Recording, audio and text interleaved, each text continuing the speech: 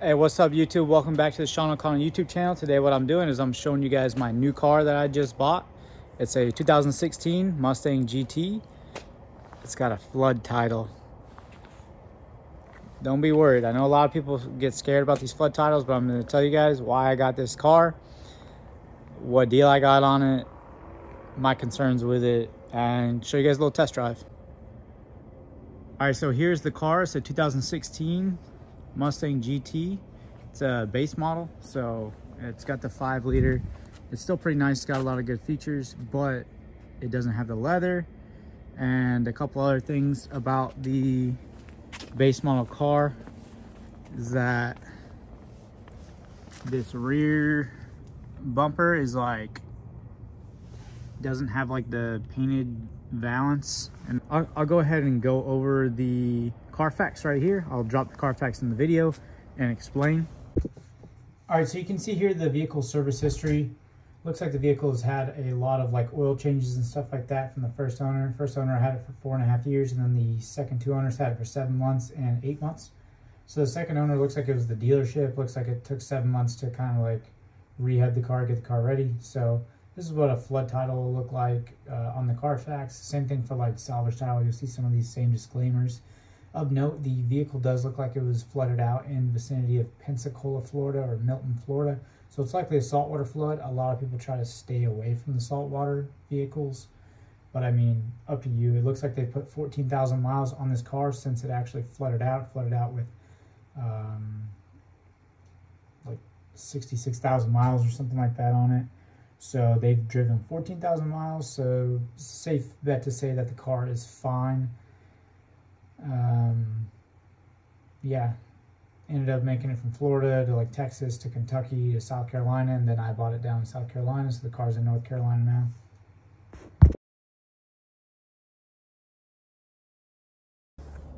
Alright, so what's really cool, you guys know that the color on my truck is ruby red, and the color on the car is ruby red. I'll show a picture of what this thing looked like on the trailer behind the truck right here. Yeah, you can see it looks real sick. Shout out to the gas station lighting. But yeah, under the hood, nothing too crazy under here. Pretty simple bolt-on car. It has a JLT cold air intake, hot air intake. It's got a little shield at least, so that's nice. It has a it's a GT350 intake manifold. Got the IRMC lockouts on it. Pretty chill car. So the front of the car has paint protection film.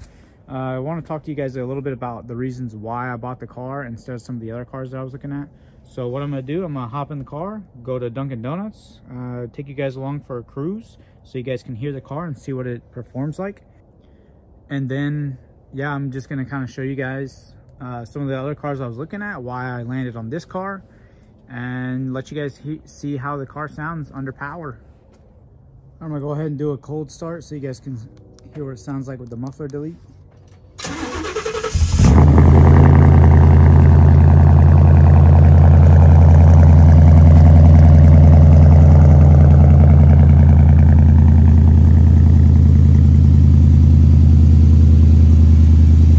Not bad. Sounds pretty good. It's going to be way too loud when I do the headers though. Let's go for a drive. Guys, so the car is tuned on E85. It's nothing impressive, but not bad for like a little stock bolt-on 6R80 car. You know, it's not going to be like the 10R80 cars, but it's not bad for what it is. So I'll do a little pull right here from a dead stop. I'm sure traction control is going to come on. It's like 30 degrees outside, so it's probably going to spin and traction control will come on, but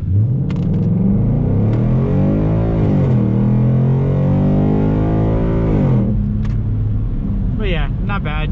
It's kind of slow, but hey, it is what it is. All right, so I'll show you guys two of the cars I was looking at. They're both 18 and up 10R80 cars, and I'll kind of go over them and why I didn't go with them and what really even got me interested. So like for me, the big thing, like I'm just gonna go ahead and say it, is money. Like I don't want to spend $35,000-$40,000 on a car. Like it's an extra car. I have a truck. I don't need a car. It's literally just a car to have to cruise around in, right? I also have the Fox body, this Fox body. I don't think I've shown you guys on the channel. It's over at Dean's shop, CYR Performance down in Florida, getting a cage and a mini tub all fabbed up on that car. It is a LS swap. Anyways, that's not what we're talking about today. We're talking about this car. So I didn't need the car. So originally I started looking at this car that I'm driving today, and I was like, man, one of my buddies shared it. My buddy that owns a shop over towards like the Jacksonville area, towards the coastal North Carolina area.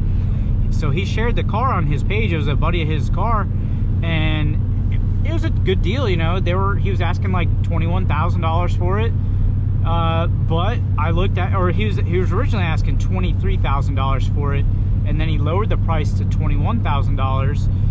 And I think he had like a business opportunity or something he was trying to do, so he was just trying to get rid of the car. And I look at the mods of the car and the car itself, I was like, oh man, the car looks good, mods look good. But then at the bottom of the ad, I'll show you guys the ad here. At the bottom of the ad, it said flood title, no issues, or something like that. So I was like, oh my god, man, it's got a flood title. No wonder nobody's buying it, just because people are scared of flood titles. I'll tell you, the dealerships, the buy here, pay here dealerships, they love flood title cars because they're quick, easy fixes. You don't have to do any body work to them. You don't have to put them on a frame machine. You literally just take the car in, you take the carpet out. I mean, for the most part, most of the flood cars haven't been driven. If it was like from a hurricane or something, they were just in a flood area. The water got too high, water may have gotten in the car, may have touched the motor. What insurance companies do when there's a flood car is they just total the car out. They don't want to mess with it. They total the car out, they send the car to auction. They know it's going to sell at auction for good money because they know that the buy here, pay here dealers love them. So they really don't have any issue buying the flood cars. So I made a comment on the post. I said 17 grand cash, let me know.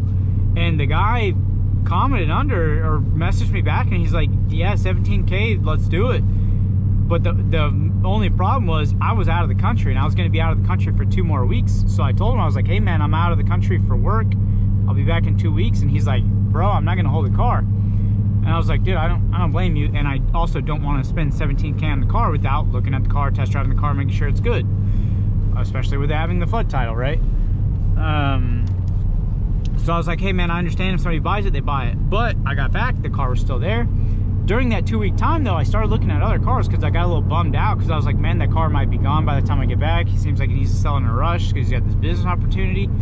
So I started looking at other cars. I found a 10R80 car. I'll drop the ad right here and show you that. So it's a nice 10R80. It's a race red color. It looks really good. Tasteful little mods. You know, like I love the back bumper on the 2018 and newer Mustangs. And it was 29 grand, which is a pretty good price. And I ended up talking them down to, I think, 27.5 or 28 grand, which I was like, man, this is a really good deal. But as soon as I asked him for the VIN and I got the VIN number, man, I looked and it had a pretty bad accident, bad enough to where the airbags deployed. And it was like a side swipe. So I was like, man, I really just don't feel comfortable. I felt more comfortable, like, it's 29 grand. If I'm going to spend 29, 30 grand on a car, I want the car to be perfect. I want it to have no accidents, to be in good running order, all that. Like, not that the car doesn't run good, but 29 grand, I was like, man, I'm not going to do that. So then I was like interested in the 10R80 car, so I find another 10R80 car. It would end up being, you know, $33,000 out the door. And I was like, man, the reason why I was looking at getting another S550 is because it was going to be cheap. This car that I saw right here for 17 grand, that's what got me interested in getting another one. Because you guys that have watched the channel, you guys know that I've had a S550, a 2015 Mustang that I did a Pro Charger on. I'll drop a link to one of the videos right here in one of the corners. But I mean, that was a badass car. The only problem is it was the MT82. It was a manual transmission, which I love the manual, but the MT82 is really weak. I didn't want to pull the MT82 and build it. At the same time, I was building the Fox body, doing stuff to the Fox body, my black one that I had with the LS swap. So I really didn't want to switch it up. But I ended up getting this car, and man, I'm really happy with it. To be honest, whenever I went to get the car, I almost walked away from the deal because there was a bunch of coolant from where, so he had recently replaced the water pump and hadn't really driven the car since, so there was a bunch of like coolant and stuff in random spots, and I was like, oh my god, man, is this car leaking coolant? Is it having overheating issues?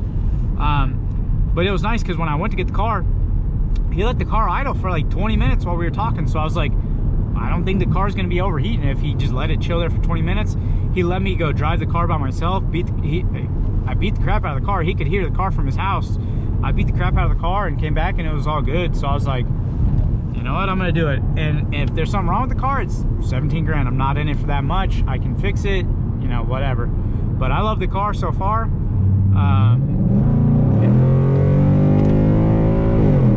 It's just so damn slow. It's like, dude, honestly, I feel like my truck is almost as fast as this car. My truck, I ran a 13.5 in my truck. This car I'll probably run like mid to high 12s, like 12.5, 12.7, 12.8. It is on the 85 too, so should do decent. If the track's open here anytime soon, I'll take it out to the track and see what it runs on these crappy tires. But yeah, just headed to Duncan. I just wanted to post a video, give you guys a little update. Sorry I was out of the country for a couple months doing some work. I'm going out of the country again doing some more work. You know, I got to make per diem to go buy these cars. I got to get that tax-free money to buy these cars.